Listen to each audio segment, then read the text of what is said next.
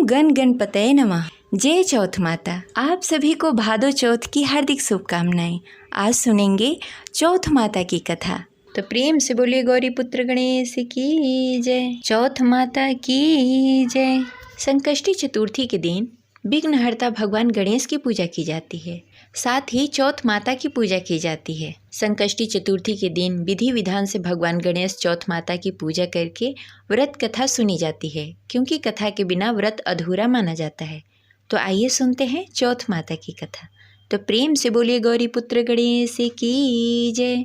चौथ माता की जय। एक नगर में सेठ और सेठानी रहते थे। उनका एक बेटा और बहू थे।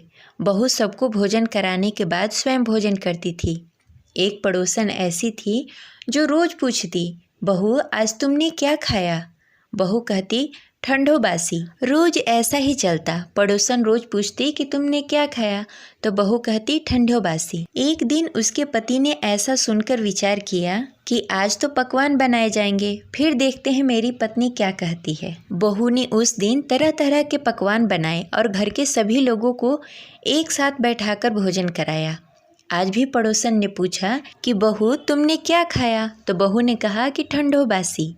सेठ के लड़के ने सोचा, हो ना हो कोई बात अवश्य है जिससे मेरी पत्नी ऐसा कहती है। उसने पत्नी से पूछा, तुम रोज ठंडो बासी खाया ऐसा क्यों कहती हो, जबकि आज तो हम सभी ने एक साथ बैठकर तरह तरह के पकवान खाए हैं। उसकी पत्नी बोली, आपने जो खाया है वो बाप दादा की कमाई है। जिस दिन आप कमाकर लाओगे उस दिन मैं समझूंगी कि ताज़ा भोजन कर रहे हैं। तब एक दिन लड़के ने अपने माँ से कहा, मैं एक बड़े शहर में कमाई करने जा रहा हूँ। माँ बोली, बेटा अपने पास इतना धन है कि खाया नहीं खूटेगा। माँ के मना करने पर भी बेटे ने स्वयं कमाने का दृढ़ निश्चय कर लिया और जाते समय पत्नी से कहा, मैं जब तक कमाकर बहुत सारा धन लेकर न आऊँ तुम चूल्हे की आग मत बुझने देना। एक दिन चूल्हे की आग बुझ गई तो वह मन ही मन घबराने लगी, कहीं मेरे पति पर संकट तो नहीं आ पड़ा। जल्दी से पड़ोस में से आग लाकर चूल्हे में रख दूं। ऐसा विचार कर पड़ोस में गई। वहाँ पड़ोसन चौथ माता का व्रत पूजन कर रही थी। पड़ोसन ने कहा, थोड़ी देर में आकर ले जाना। बहू ने पड़ोसन से पूछा कि आप यह व्रत क्यों करती हो, इससे क्या मिलता है? पड़ोसन ने कहा, चौथ माता की इस व्रत को करने से अन्य लक्ष्मी मिले और मनोकामनाएं पूरी होती है। और बहू भी चौथ माता का व्रत करने लगी।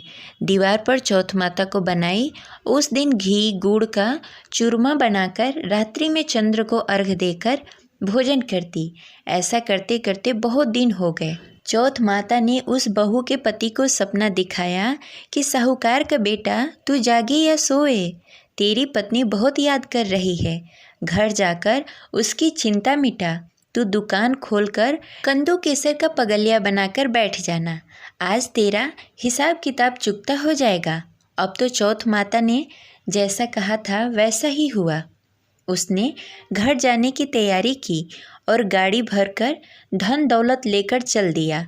रास्ते में एक बड़ा सा काला नाग फन फैलाए बैठ गया और कहने लगा, आज मैं तुझे डसूंगा, छोड़ूंगा नहीं। आज तेरी आयु पूरी हो गई है। सेठ के लड़के ने कहा कि आज चौथ माता ने सपना दिया है, मैं अपनी पत्नी से मिलने घर जा रहा हूँ।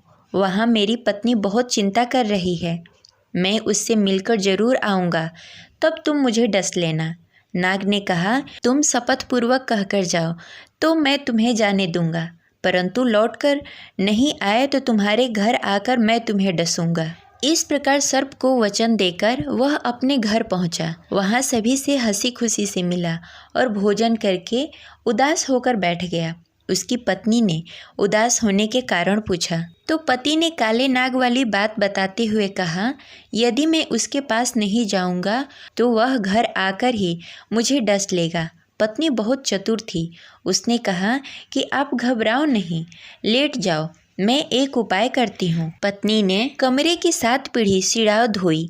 पहली पीढ़ी पर रेत, दूसरी पर इत्र, तीसरी पर गुलाब फूल, चौथी पर कुमकुम केसर, 5वीं पर लड्डू पेड़ा, 6ठी पर गदी गलीचा और 7वीं पीढ़ी पर दूध का कटोरा भर कर रख दिया। इस प्रकार वह 7 पीढ़ी सजाकर बैठ गई। आधी रात होते ही नाग आकर पीढ़ी चढ़ने लगा। पहली पीढ़ी पर रेत में लौट गया और कहने लगा, सेठ की बहू ने आराम तो बहुत दिया, पर वचनों से बंधकर आया हूँ, सो डसूंगा अवश्य ही। इसी प्रकार 7 पीढ़ियों पर नाग आता और आराम करता और कहता कि डसूंगा अवश्य ही। कमरे में जाने ही वाला था कि चौथ माता ने विचार किया कि मैं इसे नहीं बचाऊंगी तो संसार में धर्म, कर्म और पूजा पाठ कौन मानेगा। अब तो गणेश जी, चंद्रमा जी और चौथ माता ने उसे बचाने का विचार किया। चंद्रमा जी ने उजाला किया, चौथ माता ढाल बनी और गणेश जी ने तलवार लेकर नाग को मार दिया और ढाल से ढक दिया। अब बहू भी पूरे दिन की थकी हारी सो गई। दिन उगा तो लोग बेटे से मिलने आए, परंतु बेटा बहू तो उठे ही नहीं थे। बहुत देर हो गई तो माँ उसे उठाने गई। माँ ने 7 पीढ़ियों पर जो कुछ देखा तो बहुत घबराई और बेटा बहू को आवाज़ लगाई। बेटा बहू उठे तो देखा कि एक ढाल तलवार वहाँ पड़ी है। अब ढाल उठाई तो वहाँ काला नाग मरा हुआ पड़ा था। बेटा बहू ने सोचा कि आज तो धर्म कर्म की आड़े आए, जो भगवान गणेश जी और चौथ माता ने अपनी रक्षा की। हे चौथ माता, आपने जैसे सेठ की बहू बेटे की रक्षा की, वैसे ही सबकी रक्षा कीजिए। इस प्रकार यह कथा संपन्न हुई। अब चलिए सुनते हैं बहुला चतुर्थी व्रत कथा। कथा शुरू करने से पहले बोलिए जय बहुला माता, जय गणपति देव। द्वापर युग में जब भगवान विष्णु का श्री कृष्ण अवतार हुआ था, उनके सहायक के रूप में देवी देवताओं ने भी गोप गोपियों के रूप में अवतार लिया था। गौ शिरोमणि कामधेनु भी बहुला नामक गाय के रूप में नंद बाबा के गौशाले में आ गई थी। भगवान श्री कृष्ण का बहुला का भगवान से अपार स्नेह था। बालक श्री कृष्ण को देखते ही बहुला के स्तन से दूध धारा बहने लगती थी। श्री कृष्ण बहुला के उस दूध का पान किया करते थे।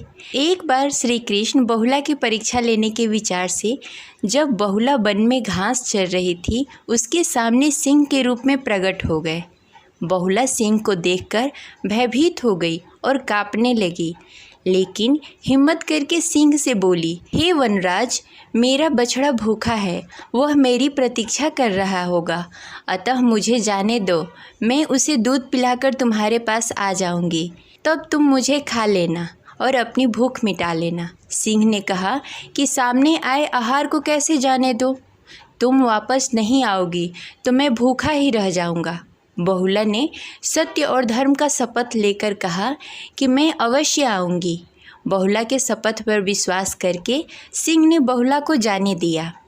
बहुला अपने बछड़े को दूध पिलाकर अपने वचन की रक्षा हेतु सिंह के पास आ गई। बहुला के सत्य और निष्ठा को देखकर भगवान श्री कृष्ण अत्यंत प्रसन्न हुए और अपने वास्तविक रूप में आकर कहा कि हे बहुले, तुम मेरी परीक्षा में सफल हुई। अब से भाद्रपद के चतुर्थी तिथि के दिन गौ माता के रूप में तुम्हारी पूजा होगी। तुम्हारी पूजा करने वाले को धन और संतान के सुख मिलेगा। बहुला भगवान श्री कृष्ण का आशीर्वाद प्राप्त करके अपने घर लौट आई और अपने बछड़े के साथ आनंद पूर्वक रहने लगी। यह थी बहुला चतुर्थी की पौराणिक कथा। इस प्रकार यह कथा संपन्न हुई। तो प्रेम से बोलिए विघ्न विनाशक गणेश जी महाराज की जय।